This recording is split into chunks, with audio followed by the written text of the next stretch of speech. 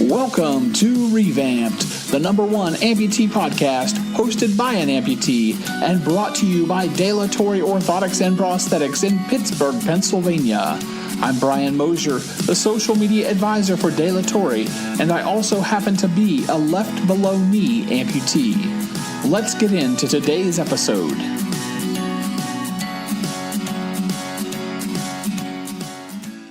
Dilatory Orthotics and Prosthetics invites all women to our second annual Women's Amputee event on Saturday, October 21st from noon until 4 p.m. at Chatham University East Side, located at 6585 Penn Avenue in Pittsburgh. This free event will explore mobility milestones and feature Chatham physical therapists teaming up with dilatory prosthetists to work in a fun environment with each amputee on learning to achieve mobility milestones. All attendees will receive a free t-shirt in their choice of size and color. To RSVP, call 412-599-1105, and please remember to include your shirt size and color choice when you call. And now, here's today's episode. How's it going, everyone? My guest today is a professor and vice chair of strategic planning and program development for the Department of Physical Medicine and Rehabilitation at the University of Pittsburgh School of Medicine, Dr. Michael C. Munin, MD. Dr. Munin, welcome to revAMPd. Thanks. I'm really glad to be here. So, full disclosure for our audience, Dr. Munin is my physiatrist who I began seeing in the UMPC Amputee Clinic in 2015 and who's been an integral part of my success with weight loss as well as mobility as an amputee. Dr. Munin, one of the most frequent questions I'm asked from other amputees is, what is a physiatrist? When I adjust my response with PM&R doctor, they're sometimes still confused. So let me ask you, what is the role of a physiatrist? Well, I guess before I answer the role, maybe I'll define the term. PM&R means physical medicine and rehabilitation. It's a specialty that's been around since World War II. And in fact, a lot of the post-traumatic soldiers who had limb amputation from World War II were one of the reasons the field, among others, began developing. Essentially, we're a field that develops or focuses on function. So we have part of our medical expertise is in orthopedics type related things, neurological type related things, and we kind of blend these together in a specialty that is function-based and focused that way. Somewhere back in the early 50s, the term physiatrist was coined. And I know we get sometimes confused with psychiatrists, but I promise you that is not what we do. But that has been the moniker that is often used. So we use those two terms interchangeably. So again, we are specialists who treat patients with a variety of musculoskeletal and neurological conditions. We focus on function and improving a patient's ability to do more, focusing on treating their underlying medical impairment and relating that to the ability to improve function. So why should an amputee see a physiatrist on a regular basis? I think a physiatrist is really a unique physician partner in the care of a patient with limb amputation. Our training mandates that we have several months training as part of the residency or postgraduate training to become a specialist in this particular line of work. We understand the gait and musculoskeletal issues related to how limb loss can affect gait and walking. And we are experts in developing and working with our therapy colleagues in promoting rehabilitation techniques to improve function, specifically for patients with limb amputation.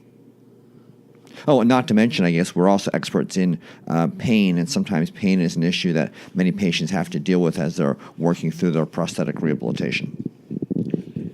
So you mentioned physical therapist, and I want to talk some about the role of physical therapy in an amputee's rehabilitation. When I first became an amputee and was sent by my surgeon to physical therapy, it was a very frustrating and mentally exhausting experience because while my therapist was a wonderful person, they lacked the education, training, and experience to the point that I became the teacher. After I returned to the Pittsburgh area and started attending the Amputee Clinic, I discovered that we have physical therapists in our area who are experts at working with amputees. Those therapy sessions were very beneficial for me in my rehabilitation process. How important is it for an amputee to be seen by a physical therapist who has the specialized training and experience in working with amputees? I really think it's critical, to be frank and honest with you, because just as you say, many therapists don't treat, and let's back up one moment. Almost anything in medicine, when you look at outcome studies, the more you do of something, the better you are at it, whether it's a surgical procedure or a medical procedure or rehabilitation intervention. So you can imagine that if a therapist is seeing maybe one patient with amputation a year, it's just very, very hard to become an expert in an area and to advise clients on what to do. So we have developed, as you mentioned here, a cohort of therapists who were interested, have done additional training, have worked with us over time, and have, both inpatient and outpatient rehabilitation experience. So I really do think they can offer individuals like yourself that level of sophistication rather than, boy, I've never seen someone like this before. I'm learning as much as you are, and I can very much see, as from a patient perspective, it can be a little bit frustrating if you're teaching the therapist as much as they're supposed to be teaching you. When it comes to prosthetic care in the Pittsburgh region, we use what I refer to as the team approach, where the team consists of the amputee, the physiatrist, the prosthetist, and if necessary, physical and occupational therapy. I believe the team approach can produce optimal amputee lifestyle outcomes as long as each member of the team does their part. How important is it for the individual amputee to be actively engaged in their own treatment? Again, hugely critical. I'm a believer in medical care that is, where the patient is really the center of the universe. I'm not really one who believes in paternalistic, where I just tell you what to do and you listen, you don't say anything, and you just leave. And it has to be, patients have to buy in.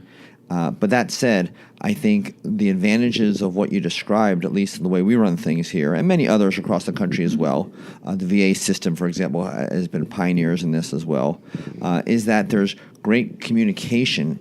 And one of the things that I think occurs with the breakdown of care is that if something happens in the physician office, until it gets translated to the prosthetist and maybe to the therapist, if there's additional rehab stuff, there's so much of a whisper down the lane and a breakdown of communication, and people don't understand what's going on, and ultimately the patient gets frustrated because no one's really working in unison, and that leads to suboptimal care. Whereas if at least the prosthetist and the physician are working together in the room, there can be dialogue. The patient is also involved in that discussion. We're hearing things that have worked, things that haven't worked. We're able to come up with new ideas and solutions. Our therapist, Lisa Franz, who's our chief physical therapist, often is with us at least several times a month, and she offers her expertise. So that combined with the patient's input really allows all aspects to be evaluated, and ultimately I think a better plan of care is developed. A few weeks ago, I was addressing a group of prosthetists in central Pennsylvania, and they were surprised to learn that a prosthetist is present in the amputee clinic during each appointment. Most amputees understand the role of the prosthetist. However, when we look at the amputee clinic, why is it important to have a prosthetist in the appointment? Well, we talked briefly about it, but I think having these walls where there's a lack of communication really leads to poor outcomes. And it's funny that you mentioned that the prosthetists were surprised. Really, I think that it makes so much sense for it to happen, and I'm dismayed that it's not happening in other areas of the country as much as it happens in our little neck of the woods here. There's a lot of reasons for that. I don't know if we have time to get into everything, but one of the things that I've been trying to do in our field is to educate the younger. I'm getting slightly older in my career here, but educating the younger generations of residents who are trainees in this field, and getting them and the younger prosthetists who we also have a nice prosthetic school at University of Pittsburgh, getting them involved and teaching them this model so that it flourishes not just in one or two regions, but everywhere. Why is it necessary? Why is it's important? On a practical level, I can ask a prosthetist, I'm thinking of this. How feasible is X, Y, or Z plan for this particular patient? They can say, well, these are the limitations. These are the things that would be beneficial. These are things that maybe won't work. Sometimes the prosthetist says, that's a great idea. I didn't really think about that. Oftentimes, I'm telling the prosthetist some of the medical issues that are impacting prosthetic pain and function. And oftentimes, the prosthetist can tell me things that haven't worked in the past, so I'm aware of what things perhaps we shouldn't be doing based upon their prior exposure. So it's a long-winded answer, but I think the bottom line is working together in a collaborative nature will always lead to better outcomes. Absolutely. So as an amputee, I've experienced both inpatient rehabilitation and outpatient rehabilitation. What are some of the specific goals of these two different rehabilitation settings? This is a fantastic podcast. I think the questions I'm being asked are just absolutely so spot on important, and you're challenging me today. But I hope I'm keeping up with the answers here. But let's go back to the question of how do you rehabilitate after limb amputation? To me, rehabilitation is so important. In order, a good prosthesis, just handing it to somebody and saying, good luck with it, call me in 2 years, is a recipe for failure. Right. It's never going to work well. So I believe that for most patients, and there's good literature that supports this, a comprehensive inpatient rehabilitation program where you receiving 3 to 4 hours of intensive physical and occupational therapy per day. A prosthetist is there every day. A rehabilitation physician who specializes in this area is seeing every day. Plus, rehab nurses are available as well to monitor skin integrity and those types of issues.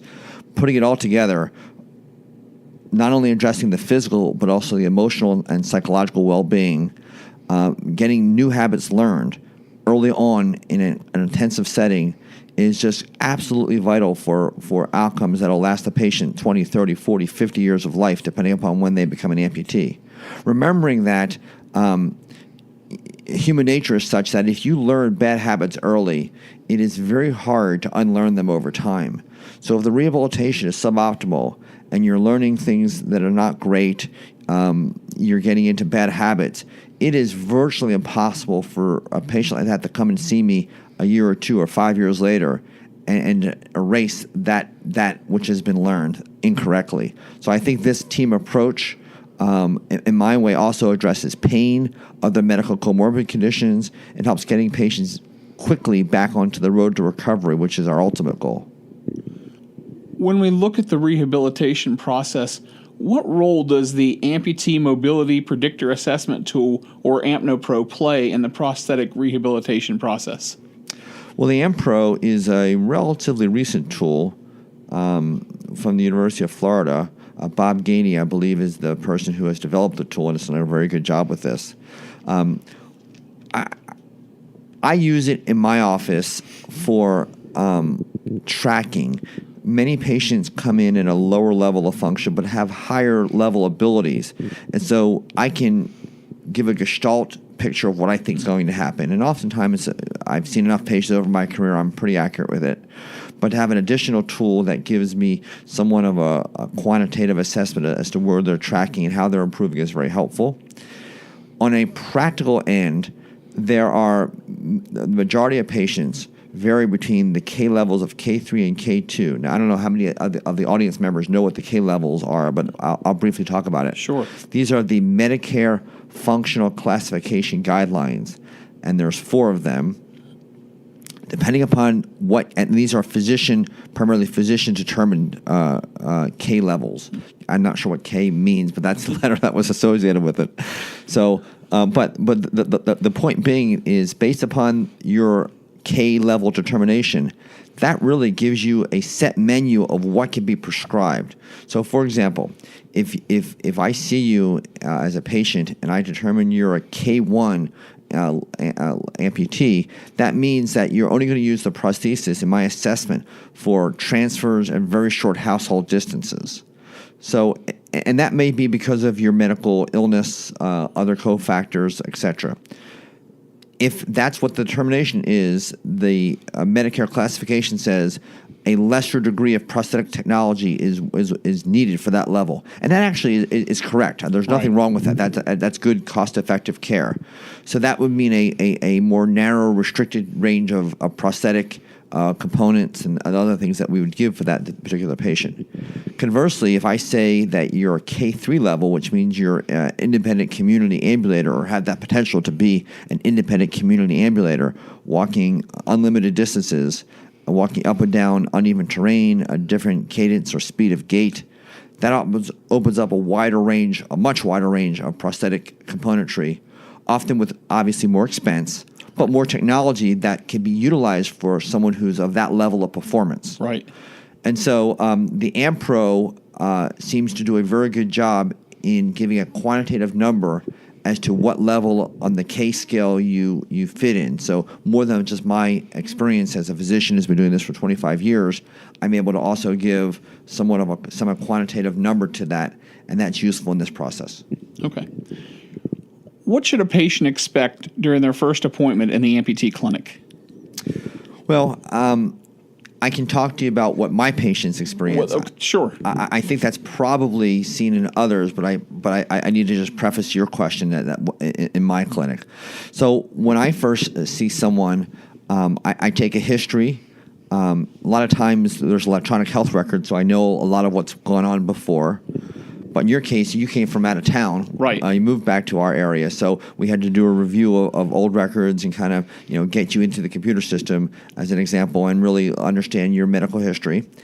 We do a thorough examination, and then we talk about what I think the prognosis, what the timeline is. To me, I think it's very important for patients to understand what they can expect, especially if they're new and haven't been fitted with a prosthesis yet. Oftentimes they don't know, what's going to happen. What's going to happen in the next 3 months, or even 3 weeks to 3 months to 3 years out. And I try to give them that overall timeline. And we talk about what the immediate rehab goals would be. What are we hoping to accomplish with rehabilitation? A lot of times patients don't know. And I think one of the things I try to do is to give them a really good outlook as to what great function they're going to achieve. Sometimes patients are told, you've had an amputation, too bad, your life is, whatever, good luck with it. And I think that's an unwitting. I don't think other physicians and providers mean to do that, but maybe the body language and the unwritten, effects are that's what is given off to patients. So they come into it feeling chagrined, like my life is going to be changed for the worse forever. There's no hope. And I try to say, look, I wish this didn't happen to you, but now that it did, with a proper rehab plan of care, we can do a lot in terms of really getting you back into life and really achieving a lot of what you did before, a lot. And I think that putting that together in a timeline forum is one of the main goals I try to do on the initial evaluation. Okay. With the understanding that not every prosthetic foot or knee is right for every amputee, what type of clinical evidence or information is used to determine what prosthesis is appropriate for a given patient? Well, it kind of goes back to the K levels we had talked about. So I think that's the first thing. Depending upon what K level you are put into, that will limit or expand choices accordingly. Some of it, I always liken it to my patients to cars. I mean, how many cars are there? There's Fords, there's Chevys, there's Hondas, there's Toyotas, there's Audis, there's Mercedes. Is one car necessarily, a brand new 2017, is one model better than another? Not necessarily, but there's differences in price.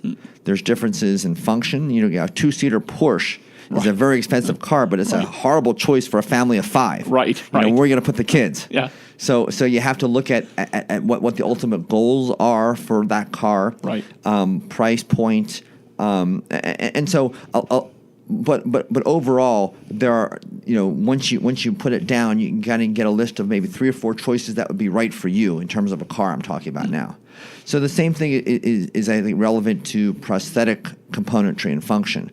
That once we understand the K level, once we understand what the patient's goals are, what their hobbies and interests, what their work environment is going to be like for those returning to work, then we know there may be several choices in that. And then sometimes it's I've used this particular product before. I've had good success. I've heard about this. Let's try it. Sometimes it's a discussion with the patient saying, are you willing to try something new? Sometimes, like anything that's new, it looks great when it comes out, but 2 years later, it's like, oh my goodness, what a disaster. This thing keeps breaking down. It's not reliable.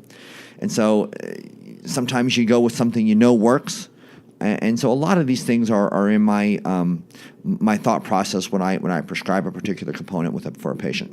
Okay.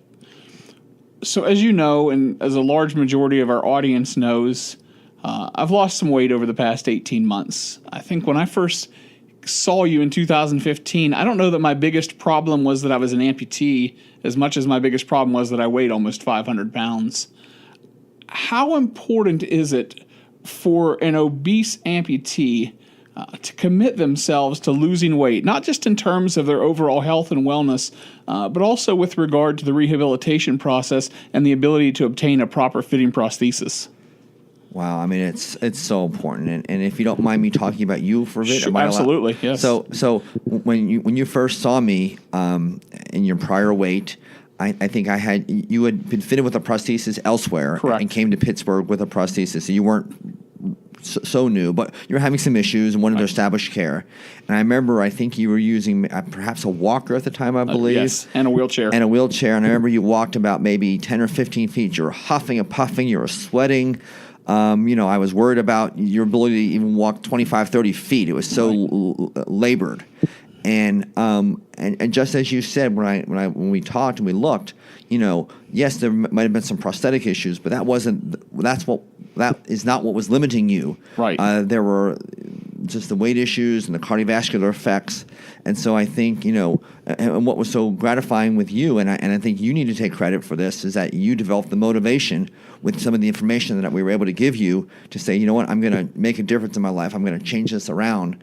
And by showing you, perhaps giving you some of the inkling of what this could do in terms of your function, you took the ball and ran with it in the sports analogy. Right. And lo and behold, you're walking community distances, you're unbelievably active, and I think that that's a credit to you. But getting back to the question at hand, yes, excessive weight and poor cardiovascular conditioning are probably in some ways more important than just the prosthetic nature of things.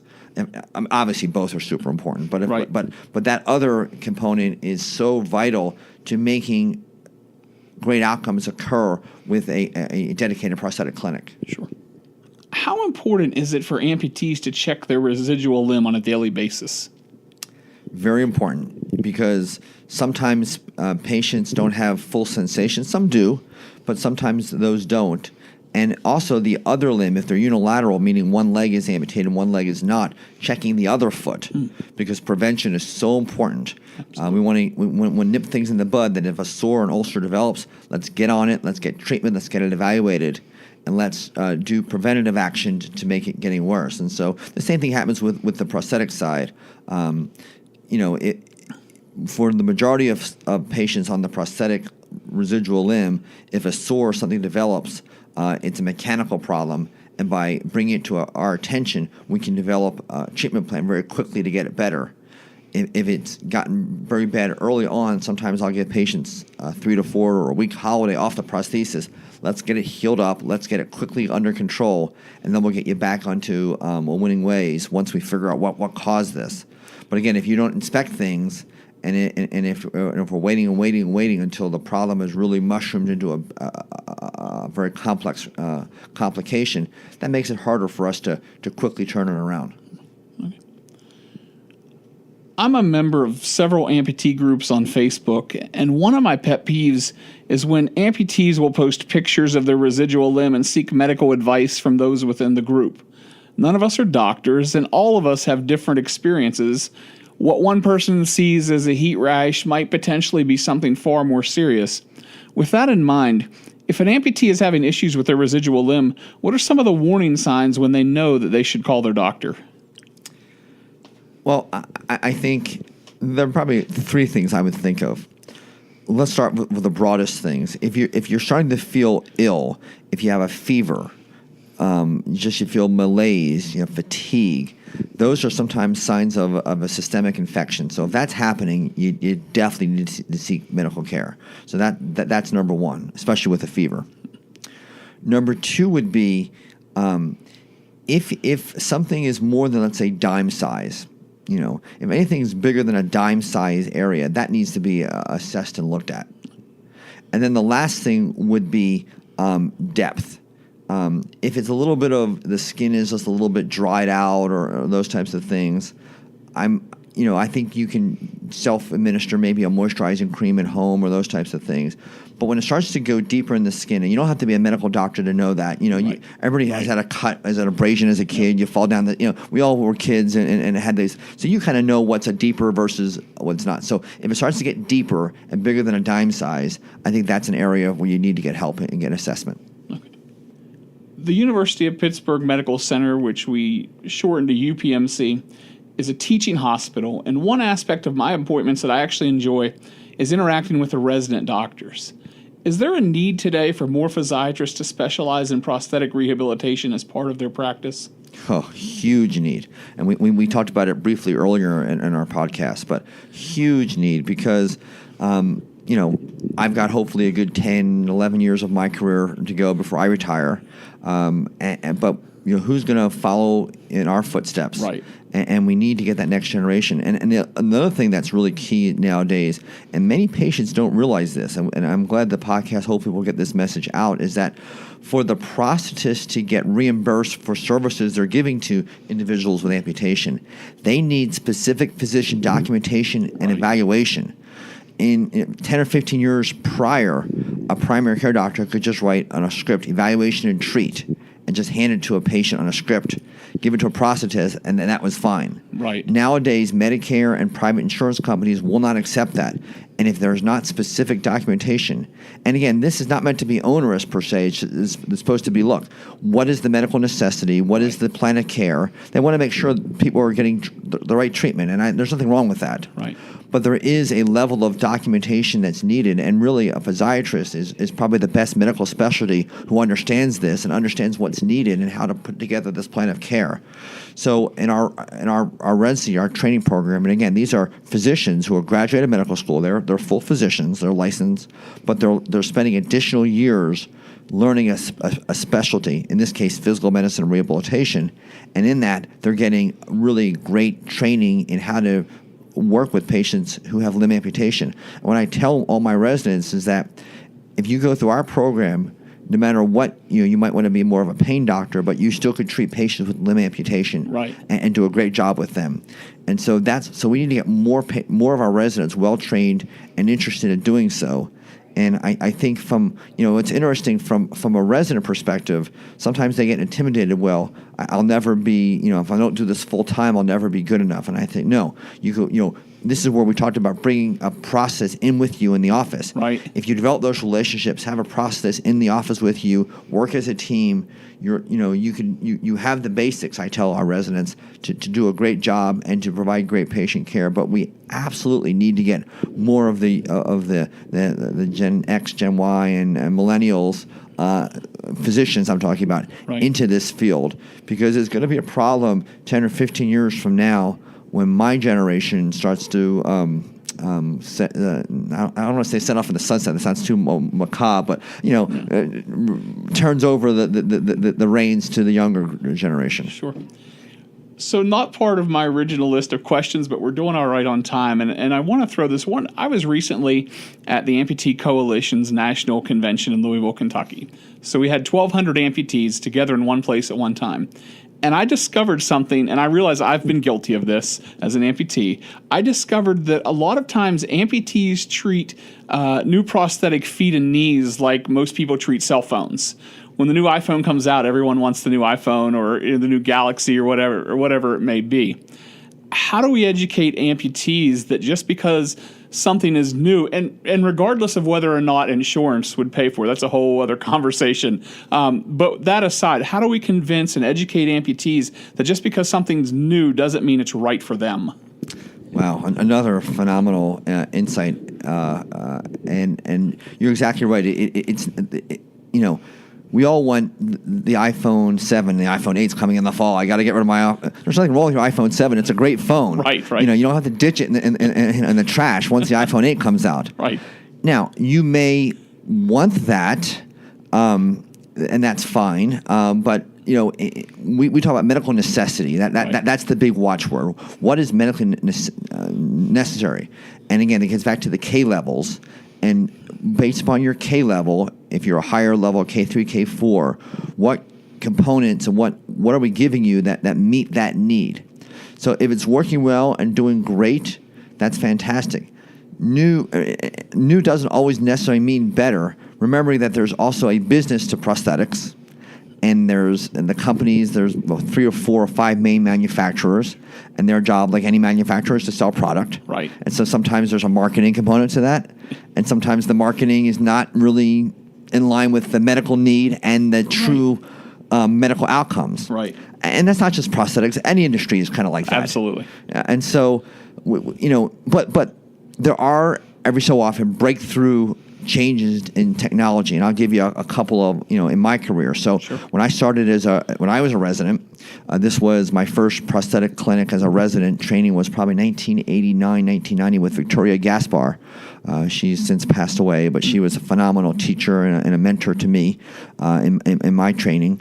Back then, if you were a transtibial amputee, the standard of care was a kind of a hard socket with a femoral cuff strap went over the knee and Velcroed there, and you used prosthetic socks.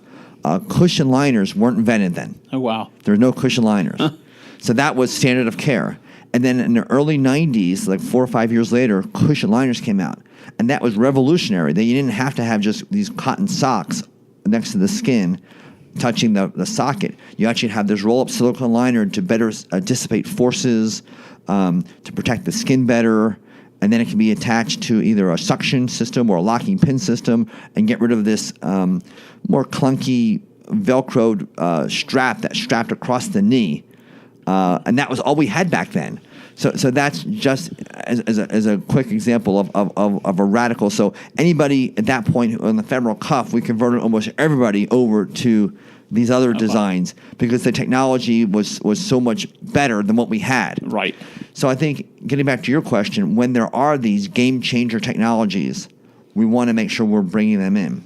When there are some, you know, interesting changes, we look at them and evaluate them. Again, we talk about reliability. Just because they're great out of the box, what's the 2-year reliability? Oftentimes, when a new product comes on the market, we don't know that. And, and then 2 years later, I won't mention a product, but we had this thing where it seemed really great. I gave it to a lot of patients, and then it was a foot and ankle unit. It started to break down like crazy within and so it was a real hassle. And so we kind of learned the hard way, so to speak.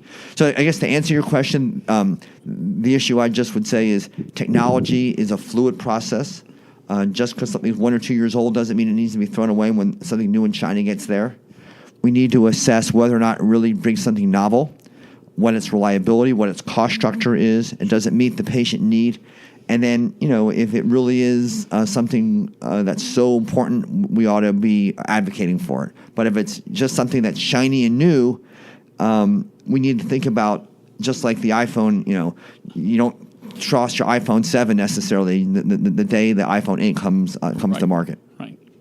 When I told some people that I was interviewing a physiatrist, they said the one thing you have to ask is about the wear time of a prosthesis.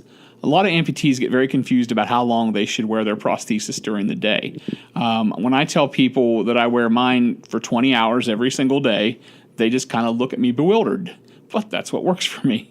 What kind of schedule should an amputee strive to start with and build upon for their wear time? Well, going back to you and most of my patients that have gone through the process, it should be you get up in the morning, you put your leg on, and you go to bed at night, and you take your leg off. That's the goal, right? Like you're doing. So I guess you're sleeping 4 hours a night? Roughly. All right. Me, I need a lot more sleep than that. But in any event, that's absolutely the goal. So the question is, how do you get there? So in our we talked about earlier in the podcast, inpatient rehabilitation, where we're coming in and this is for the initial prosthetic training. We usually start for our transtibial patients with maybe an hour and a half day one. Okay. And if things go well, we increase an hour, half hour to an hour day two. If by day two it looks good, we go to maybe 3 hours day three. That looks by 4, we go 3.5, 4 hours day 4. If there's a problem at day 4, we back it back down. And so we kind of use that guideline of a half hour to an hour per day of increased wear time as the new amputee is getting used to this. Remembering that typically the foot and ankle has taken half your body weight. And so now we're transmitting that weight-bearing load to the residual limb. For the vast majority of patients, they can do a great job with that, even those with plastic surgery and other types of grafting. Obviously, there are some patients that have some unique challenges, and we have to be perhaps more aware of that, and hopefully in our design come up with some strategies to, if there's very tight, for example, if the skin is wrapped very tightly around the bone, that's something, for example, that we have to kind of watch for. But assuming that it's a standard surgical approach, everything is standard and doing well, we can advance things. And the other thing that's really important for advancing wear time is the mobility of skin to bone. I'll sometimes show patients, like, for example, on their thigh. If you just take 2 thumbs and glide the skin of the thigh over the thigh bone, it should glide very, very nicely. Okay. So that when you look on a transtibial patient, if you look at the skin there, sometimes it can get matted early down. The fluid and the swelling kind of acts as a glue and kind of mats the skin to bone. So it's very, very important to do exercises to kind of get that skin to free up and to glide over the bone, and we teach our patients how to do that. And that should be done very early on in an aggressive way. And it's not a rubbing, or it's not like a rubbing back and forth like you're like a flint, like on a campfire, trying to, Sure. It's more of a stretch and traction of the skin. Okay. And if by doing so, it breaks up those adhesions, allows the skin to glide over bone. And once the skin starts to glide over the bone, it is much, much, much less likely to break down and cause problems. And if that doesn't happen, you can advance your wear hours accordingly. Okay. Dr. Munin, you've given us a lot of great information today. And the last question that I want to ask you is, and I ask this regardless of who I sit down with, what's the best piece of advice that you could give to any amputee? I think, realizing that even though you're losing a part of your body, there's so much that can be restored with proper rehabilitation. And so getting into the right rehabilitation environment is ultimately so important to get you back into life, whether it's home life, work life, a combination. And don't be hopeless thinking that, my life's over. No matter what the situation, we can improve things. Obviously, everybody's different in terms of the degree of improvement, but there's hope and there's a lot to offer. And so I think that would be my one overarching message I'd like to give to your audience. Sure. I've been talking with Dr. Michael C. Munin, MD, Professor and Vice Chair of Strategic Planning and Program Development for the Department of Physical Medicine and Rehabilitation at the University of Pittsburgh School of Medicine. For more information about the University of Pittsburgh School of Medicine, visit www.medschool.pitt.edu. And for more information about the University of Pittsburgh Medical Center, visit www.upmc.com. Dr. Munin, thank you for joining me on revAMPd. It's been a pleasure. Thanks so much. I enjoyed being here.